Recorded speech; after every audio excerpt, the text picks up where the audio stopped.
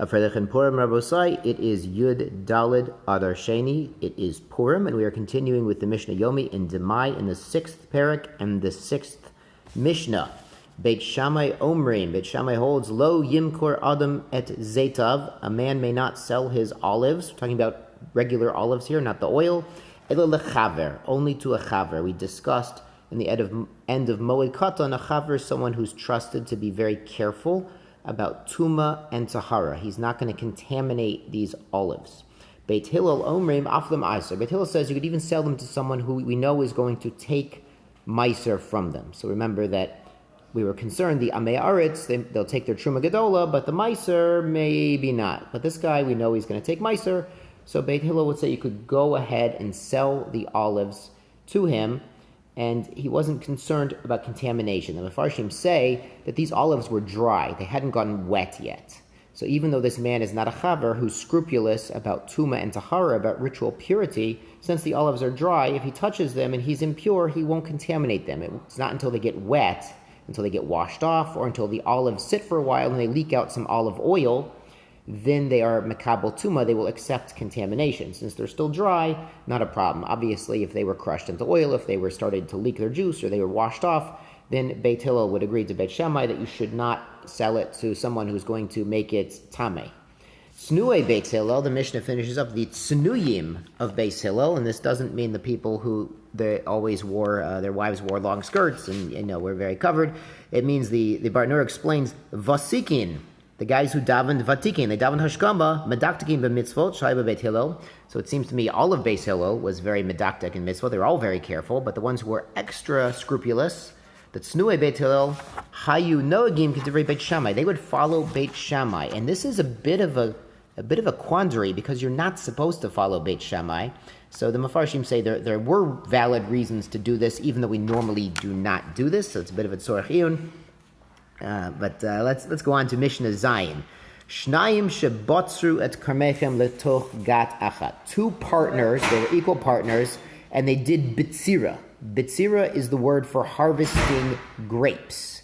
They were joint partners in their kerem, in their vineyards, and they did bitzira together. Now it's interesting, the Shivat Minim, the 7 special species that Eretz Yisrael is praised for, all of them have their own verb.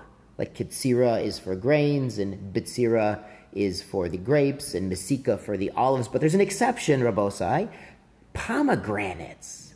There is no special verb that I have found for the harvesting of pomegranates. I've looked in the Mishnah, I've looked in the Tanakh. I did not find a verb that is unique for the process of harvesting pomegranates.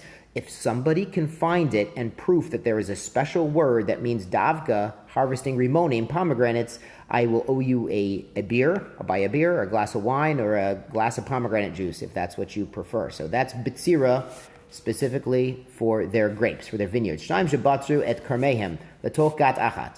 And they're putting it into one wine press. So they're partners in the vineyards, and they're going to go ahead and process the grapes together into their wine, and then they'll split the barrels of wine.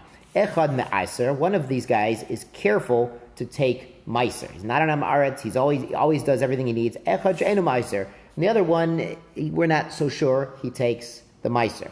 So ha-me'aser, the man who is careful to always take meiser, ma'aser et shelo, he will take the meiser of his own, and of course that means he'll take the truma gedola.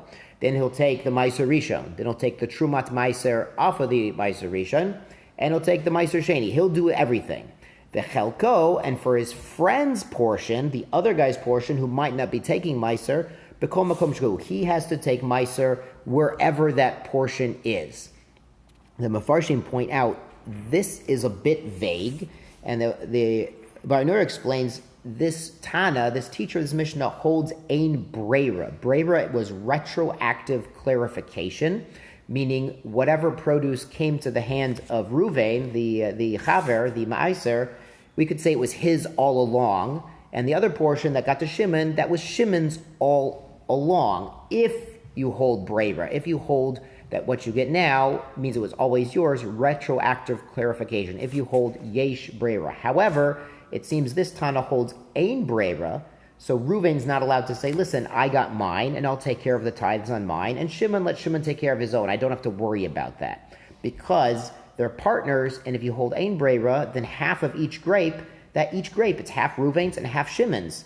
So when Reuven gets a grape, he has to trade a half a grape with Shimon, so then it's like Shimon's giving him half a grape, and he's giving Shimon half a grape. Now Reuven has a whole grape, but he owned Shimon's produce, and he can't give it, you can't buy or sell or trade produce until you take the meisers of Demai. So he has to go ahead and separate the meiser rishon and take the trumas meiser, because that's what we're really worried about by Demai, is the Amarites weren't taking trumas meiser. So sort of to trade his half a grape with Shimon's half a grape, Reuven has to be metaken that wherever it is, because this Tana holds ein brera. But the Rambam in his Perish in the Mishnayos, and the way he paskins in Hilchos Meiser, the 9th parak, 13th halacha, and the Rambam, he says it's not a brera issue. It's according to the Rambam, what happened was Reuven and Shimon divided. Reuven's the careful guy. He took all the Meiser, he fixed everything up. We don't know about Shimon.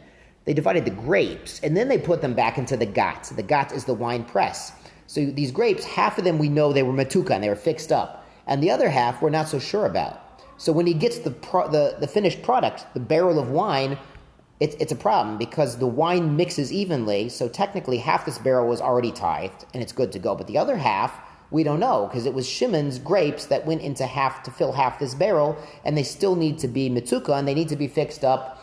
They have to be treated as, half the barrel must be treated as demai. But komakom shuhu, the Rambam would say, is referring to that half a barrel. Once you process the grapes into a liquid, they mix evenly, and whatever Reuven gets, he has to fix up half of it like Demai because it's coming from Shimon. So Baruch Hashem, we've discussed about wine. We've discussed about wine on Purim itself, and we know Nichnas Yayin Yatsa Sod, so it's a big zechut to learn in the Mishnah about wine on Purim. Chag Purim Sameach, Freilichen Purim.